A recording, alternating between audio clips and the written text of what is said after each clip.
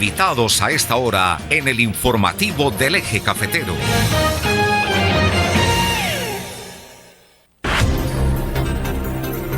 Bueno, a esta hora de la mañana, cuando son las 8 de la mañana, 33 minutos, nos acompaña la señora Mariluz Herrán Cárdenas. Ella es internacionalista. Fue esposa, ¿no? Fue esposa del presidente Gustavo Petro, es la mamá de Andrés y de Andrea. Así que le damos la bienvenida a Mariluz Herrán Cárdenas. ¿Cómo está? ¿Cómo se encuentra? Hola, buenos días. Un gusto estar aquí. Bueno, pues háblenos un poquito de usted. ¿Quién es Mariluz Herrán Cárdenas? Bueno, yo soy una mujer con un proceso político bastante largo. He tenido más de 35 años de trabajo político de izquierda. Soy desmovilizada del M19. Tengo a mis dos hijos, Andrea y Andrés, mis nietas Luna y Victoria, y recorriendo el país. Ya empecé el 5º año recorriendo Colombia, conociendo Colombia como debe ser. Conociendo Colombia como debe ser. ¿No conocía a Colombia como debe ser cuando estaba en la guerrilla?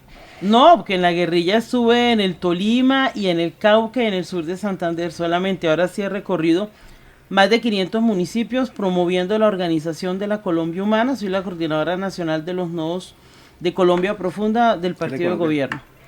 ¿Cuánto tiempo estuvo en el M19? Varios añitos. Me torturaron, me metieron presa, luego hicieron un atentado a mi madre, a mi padre, hasta a mi hijo. Eso ha sido terrible. ¿En qué momento decidió dejar? ¿Cuando entregaron las armas o antes? Pues yo estaba en la cárcel cuando se hizo el proceso de diálogo. Allá Gustavo me visitaba todos los sábados. Fui de las promotoras del proceso de diálogo cuando tuve que ir a Bogotá a buscar periodistas para invitarlos a los campamentos. Luego un compañero me entrega y todo el proceso de diálogo del M19 yo estuve presa, duré 13 meses. Y cuando salgo ya se había hecho la dejación de armas, fui la primera mujer en salir de la cárcel. Y ahí empezamos el proceso con Gustavo Petro para apoyarlo en sus deseos de ser congresista desde el 91. ¿Ustedes se conocieron en la guerrilla entonces? Sí, en la guerrilla nos conocimos. ¿Fueron novios, se casaron, tuvieron sus hijos en la guerrilla también? Pues nos conocimos, nos enamoramos. Yo estaba bastante jovencita, él ya sabía más cositas, era un hombre con más conocimiento. Y luego nos fuimos para el Cauca, terminamos en el Tolima en la compañía de Jorge Eliezer Gaitán. Él era de los 3 comandantes, él era el ideólogo de esa compañía. Y luego pues me metieron presa, siguieron el proceso de diálogo. Salí de la cárcel y empezamos el proceso con la regional Cundinamarca. Cuando él fue por primera vez candidato a la Cámara, que sacó 18.000 votos. 18.000 votos. ¿Cómo ha sido esa relación después de la guerrilla con Gustavo Petro? Pues en el momento, nosotros duramos como compañeros y esposos 15 años. Fue sobre todo un momento de conexión con los ideales, de conocer más a Colombia, de querer más al pueblo colombiano, de entender que eso no es un invento y que queremos cambiar el país, sino que es algo que uno tiene como en su ADN, que uno se identifica con el otro que también quiere ayudar a que las cosas estén mejor. Usted es coordinadora Nodo Colombia Humana Profunda. Sí, señor. Bueno, ¿y cómo ha visto precisamente la aplicación de todos esos ideales, propósitos de Gustavo Petro candidato, Gustavo Petro presidente? ¿Qué tanto se ha cumplido eso que se propuso? ¿O una cosa es lo que se ha propuesto y otra cosa es lo que se ha podido aplicar? Pues nosotros como jóvenes soñadores en esa época tomamos las armas, nos dimos cuenta que ese no era el camino y plasmamos siempre un ideal que queríamos que en la presidencia se lograra sacar, pero no es tan fácil de la noche a la mañana poner nuestros ideales al servicio del pueblo colombiano en lo que queremos ayudar a cambiar a Colombia cuando nos encontramos con un Estado corrupto, con unas mafias, con un poder político de derecha todavía muy fuerte. Nosotros somos gobierno, no somos poder, y eso es un mensaje para el pueblo colombiano. Eso no se puede cambiar de la noche a la mañana.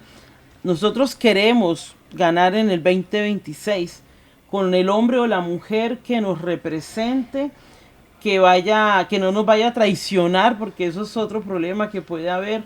Las traiciones por el poder siempre las va a haber, pero queremos contar con una persona yo lamento mucho que Petro no se pueda reelegir, porque todavía le falta mucho, él tiene muchísimo para darle a Colombia, pero yo sé que podemos tener otra persona que nos represente y que vaya de la mano también del presidente Gustavo Petro para seguir adelantando el proceso y las metas que nos hemos propuesto. Por eso le pregunto, pero ¿qué tanto se ha podido aplicar de ¿Qué se ha podido aplicar de lo que queremos? ¿Cómo ha visto ese gobierno? ¿Cómo lo califica, mejor dicho? Yo no creo que hayamos podido hacer más del 20-25%. Nosotros tenemos todavía una paz total que está cojeando, porque además los actores armados, muchos pensamos, que con la llegada de Gustavo Petro a la presidencia esto iba a ser distinto, que los helenos, que los farianos y que otras organizaciones de izquierda armadas se iban a sentar a la mesa, pero yo creo que hay otros intereses a veces de por medio que son los que nos están haciendo daño en este momento. ¿En Colombia hay guerrilla todavía o son grupos del narcotráfico y grupos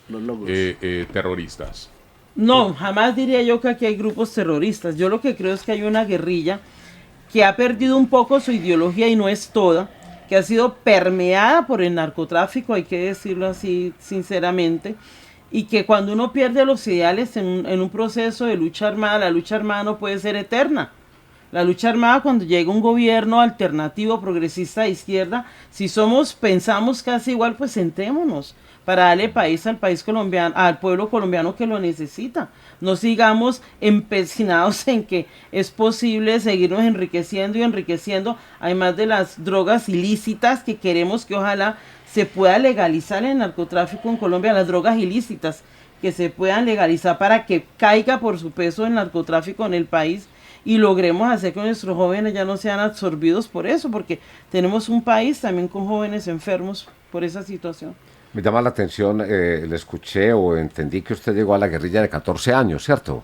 Un poquito antes. Un poquito antes. Y una niña entonces de 13 años más o menos, ¿tiene ideales ya para estar en la guerrilla o por qué llegó allá? Pues yo soy una mujer que viene de los sectores populares, en Bucaramanga, en el barrio Gaitán. Me metí a un grupo juvenil a los 11 años y desde allá para acá empecé a militar en la izquierda. Pero por eso, pero con 11 años usted ya tenía ideales de estar en la guerrilla. Pues uno ve la pobreza y cuando se ve la pobreza se quiere ayudar a superar la pobreza. Y desde el grupo juvenil nosotros hacíamos obras de teatro, labores en el barrio, en otro barrio que era de condiciones mucho más difíciles y complejas, y allá yo empecé a tener mi formación política, entré a la Juventud Comunista. Lo primero que hicieron con nosotros, siempre cuando uno entraba en ese momento, yo no sé ahora, es la formación política, pero no me gustó estar con la Juventud. Yo fui de las primeras víctimas de la Unión Patriótica, aquí tengo las cicatrices, las torturas a los 15 años, y no me gustó ese cuento del Partido Comunista, y ahí llegaban los compañeros de las FARC. Recuerden de dónde nace la UP, nace del acercamiento de diálogo en Casa Verde en el 84, y la Unión Patriótica pues se vino con muchos comandantes de las FARC, y eran reuniones con sindicatos, y a mí eso no me gustaba. Yo decía, yo quiero estar allá en el barrio con la gente, y por eso estaba en doble militancia, ¿no? Escogiendo quedarme solamente con el M, porque estaba también con los camaradas. ¿Y esas torturas de parte de quién vinieron? Eso fue del B2 en la Quinta Brigada en Bucaramanga, porque nosotros en la Juventud Comunista, o sea, empezó un proceso muy bonito en ese momento, que era hacernos escuchar en las calles. Éramos 30 personas, creo que quedamos 3 vivas nomás, al resto las asesinaron.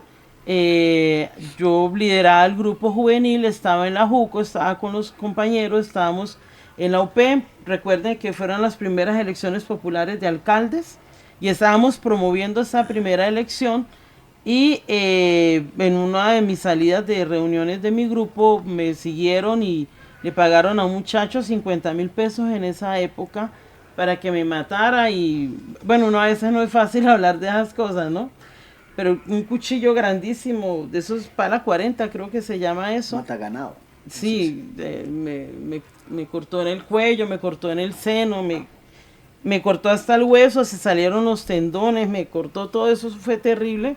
Una muchachita a los 15 años pasando por eso es muy duro, de verdad que es, tal vez uno no toma conciencia del momento, o sea, uno no se da cuenta de eso, ¿no? Pero luego sí empieza a darse cuenta que la vida corre mucho peligro y yo ya me quería ir. Luego se llevaron a mi papá, lo tuvieron 3 días torturándolo en Aguachica, Farouk Yanine Díaz, que era el comandante del ejército en esa zona. Y después, cuando ya nos desmovilizamos, le hicieron un atentado a mi madre, le metieron 4 tiros, le reventaron los huesitos de las piernas, pero ella está bien, es una mujer negra muy fuerte, berraca. Pero ha sido muy difícil esto, o sea, no es llegar hasta acá, no ha sido un camino de rosas, ha sido un camino de luchas, de constancia y de mantener los ideales. Ojo, que eso es muy importante, que nosotros no nos dejemos seducir por el poder, sino mantener siempre los principios, que es lo básico. Desde la barrera de ustedes, que está más cerca al ruedo, de donde se está toreando a este país, ¿cómo ven el desarrollo de este gobierno? Los desaciertos en el nombramiento de los ministros, que no han tenido en cuenta la hoja de vida, el pasado. El presidente dice y tiene razón, pero es la imagen, que no han sido juzgados, no han sido condenados, quiero decir, pero caramba, si una persona está señalada por A o por B, ¿por qué complicarme la vida y tenerlo dentro de mi rol, dándole la oportunidad, quitándole la oportunidad a otras personas que no están señaladas, y que no dé pie, no dé el papayazo para que los opositores se sostengan allí haciendo campaña? Este gobierno se eligió con el propósito de combatir la corrupción, y se presentan casos de corrupción como la de la unidad de gestión de riesgo y todas esas cosas. Eso no va como en contradicción, o siente uno que no se está haciendo mucho para combatir el principal objeto que propuso Petro en campaña, que era acabar con la corrupción, Combatir, eso es claro. utópico, pero sí combatir la corrupción. Bueno, pues nosotros llegamos al gobierno no con la gran fuerza que hubiésemos querido en el Congreso de la República.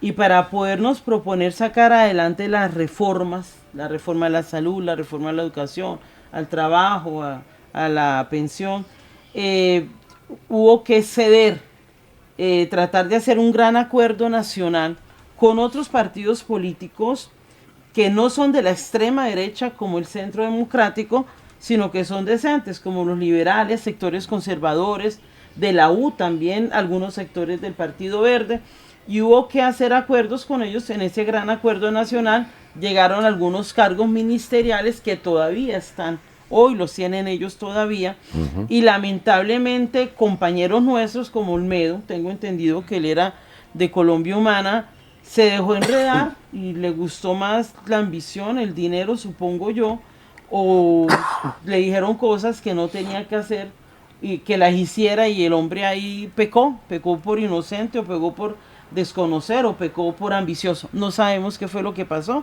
Por supuesto que si el presidente se da cuenta que alguien es corrupto, que tiene una hoja de vida manchada, él nunca la va a nombrar. Es en el camino que las personas cambian, y nosotros sabemos que la ambición es muy grande para algunas personas, y he conocido casos dolorosos que no voy a comentar, que me parecen dolorosos, de personas que se decían de izquierda y resulta que salen con cosas más mañosas que la propia derecha. Bueno, brevemente, doctor Oscar Cruz Ramírez, buenos días. El micrófono, por favor, porque ya el tiempo se nos está acabando. Han estado recorriendo también el departamento de Risaralda. ¿Cuál ha sido el propósito exactamente de todo eso? Buenos días a Fermín, buenos días a Álvaro, a Germán, agradecerles la oportunidad. Estaba un poco enfermo. Hemos recorrido con la compañera desde Cali, venimos Cali, Palmira, Cartago, ayer estuvimos en Belén, Santuario, tuvimos Dos Quebradas, estuvimos con la NUC, haciendo una difusión y una presentación de la compañera, que próximamente yo creo que puede llegar al Congreso de la República, porque está en la lista del Congreso de la República, y no porque sea la esposa de Gustavo Petro. Aspirando que al Senado, a la Cámara. No, está en la lista del Senado, pues en la lista actual que se eligió en el Pacto Histórico. Pero no porque sea la señora de Gustavo Petro y no porque el ejercicio que ha hecho ella es un ejercicio, la ex señora de Gustavo Petro, ha hecho un ejercicio independiente sin necesidad de que tenga que estar a las espaldas del doctor Gustavo Petro. Fermín hacía una pregunta importante, Fermín. Cuando usted habla de corrupción, y es cierto, en cualquier estado, en mi empresa privada, encuentra uno el que hace cualquier cosa para tratar de sacar ventaja. Es decir, la macartización de un gobierno, si ha habido un acto de corrupción, yo creo que es el único que ha marcado y es el de la Unidad de Gestión del Riesgo y fueron 40.000 millones de pesos. Eso no nos exime la responsabilidad. Pero si hacemos la historia de Reficar, de Odebrecht, de todos los miles y billones, los billones de pesos, lo que está pasando con la salud, cuando vemos que las EPS billones de pesos se han robado, hay un déficit de 18 billones de pesos. Es decir, Fermín, eso es como cuando usted es una mujer virgen y de pronto ahí comete algún pecado y ahí mismo ya le cae la mácula. Pero el señor Gustavo Petro, dentro de su formación y todo lo que sea, está tratando de cambiar, y usted que es un hombre convencido de las costumbres políticas, por eso no hemos podido reformar absolutamente casi nada, porque cuando él presenta la reforma política, para que se disminuyan las curules o para que haya otro escenario, para que se reformen las cortes, porque es triste que el doctor Germán Vargas Lleras sea el que tenga las cortes y sea el dueño de la justicia en este país para eximir a sus amigos. Pero yo digo, estamos en una lucha difícil, yo le digo al compañero Álvaro, a Germán y a ti, pero seguimos en este ejercicio, muy contentos, visitamos más o menos 500 personas, nos salieron. Pues yo sigo haciendo el ejercicio político. La gente me dice, es que usted no aparece. No, yo sigo haciendo el ejercicio porque esto no se trata de dar lora y hablar todos los días, sino de llegarle a las comunidades. La reforma rural integral es el pilar de este modelo de país por el cual nosotros estamos luchando. Yo estuve en Chicoral y estuve ayer con la NUD de Belén de Umbría, estuvimos con la NUD de 8 departamentos y con la compañera. Y esa es la apuesta que le estamos haciendo. Si logramos modificar la estructura económica del país en torno al sector del agro, yo creo que este país puede cambiar. Tan difícil, y cómo hacer para contrarrestar.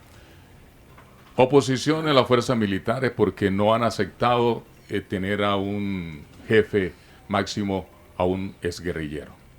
A los gremios económicos que son ultraderecha, a cierta población que hace oposición, a las Cortes, al Congreso que hace oposición porque algunos no les han dado dádivas ni la pauta publicitaria a los medios, ni nada de esas cosas. O sea, ¿cómo sacar un país adelante con tanta oposición? Un minutico, por favor, porque ya es muy sencillo, es llegando a las bases y haciendo lo que estamos haciendo, porque los medios tienen la forma de la desinformación, pero nosotros estamos llegando a las bases. Yo muy contento con la respuesta de la gente, y ese es el ejercicio que tenemos que hacer. Fermín, sabemos que estamos luchando contra las élites de este país, y eso es lo que estamos haciendo. No las élites del que tiene una empresita pequeña como yo, o una empresa mediana, sino las élites, los que manejan el poder político, económico y social de este país. A la señora Mariluz Serrán Cárdenas, que ella es coordinadora Nodo Colombia Humana Profunda, el doctor Oscar Cruz Ramírez, pues gracias por acompañarnos en el informativo del Eje Cafetero. Un feliz día les deseamos. Bueno, muchísimas gracias. Gracias, Álvaro, a ti, a Fermín y a Germán. Y a Alejandro, que está ya como muy concentrado. Daños en su televisor.